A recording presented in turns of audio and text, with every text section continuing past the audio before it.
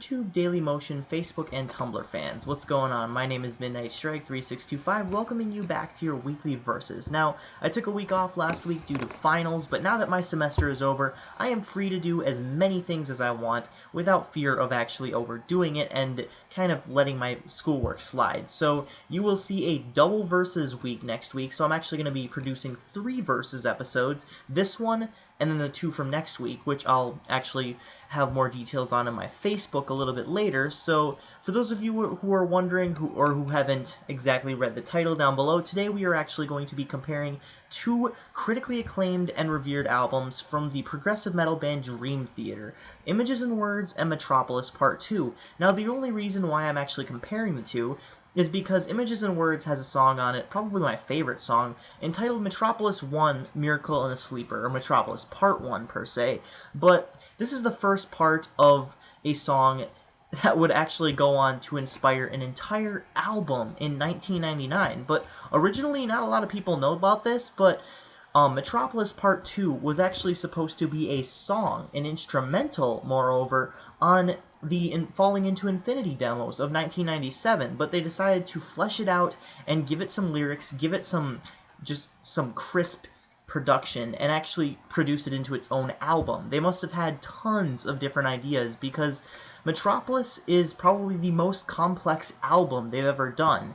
So that was released in 1999, and it's the second album that we are comparing. Images and Words is probably their most famous album because it actually contains their second singer, James LaBrie, who is still in the band today, and that's actually who they're known for, is James LaBrie. Prior to this, they had one album from the 1980s with the singer Charlie Dominici, and he wasn't really that popular with the fans. So when they switched to James LaBrie, initially there was a little bit of apprehension, but ultimately the fans decided that it was for the better, as during this time Dream Theater's popularity practically exploded after the release of Images and Words, with songs such as Pull Me Under, Learning to Live, Metropolis Part 1, The Miracle and the Sleeper, among other hits on that album. So basically this is my favorite Dream Theater album. I probably rated a 9.8, although when I actually initially reviewed it, I gave it a 9.6. So the first time it took me a really long time to get into it, but I actually just took that video down and re-released it, re-recorded it anyways. So when it comes to Metropolis Part 2, Dream Theater actually had a ton of different ideas, including, as I said before prior in this video, an instrumental ready and recorded for its inclusion on Falling Into Infinity as a double disc. This ultimately didn't come to full fruition though, because the record companies wanted a single disc filled with radio-oriented grunge rock, and ultimately this didn't exactly pan out because it is considered by the band and many fans as to be their weakest album.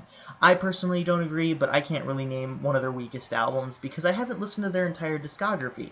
When it comes to Metropolis Part 2, however, they take pretty much most, if not all, of what was included on the demo and elongate it whilst adding some lyrics and different lyrical structures and verses. So there's a lot to consider when actually analyzing this because it does contain an actual concept, an actual story, if you will. I'm not exactly sure if Images and Words included a story, although I love all the lyrics and the concept of Images and Words. I think it was mainly just separate songs. I don't know if it was a concept album or not. I could be wrong. I don't want to be, say something and then it'd be completely wrong, but I do know for a fact that Metropolis Part 2 is a concept album, and it is telling a fantastic story.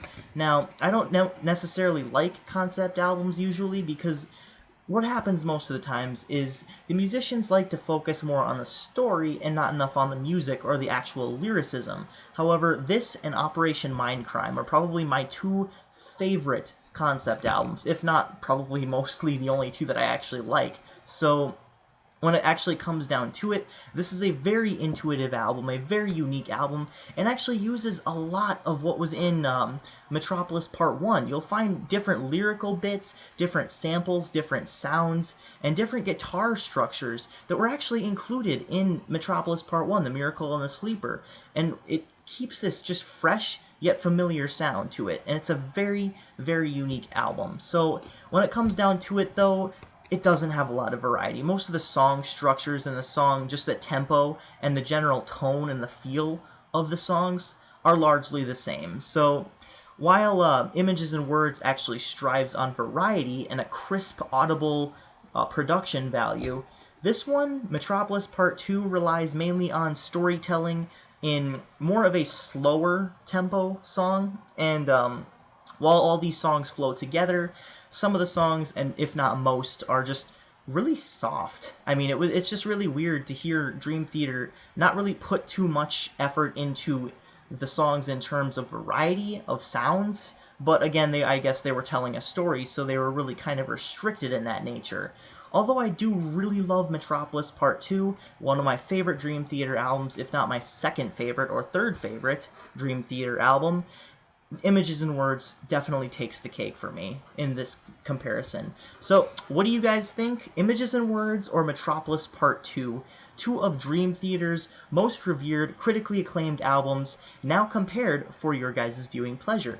What do you think? Let me know in the comments section below, because I want to know what you guys think, as Versus is meant to generate a little bit of discussion regarding this topic. So, thank you for watching. This is Midnight Strike 3625. Keep calm and rock on.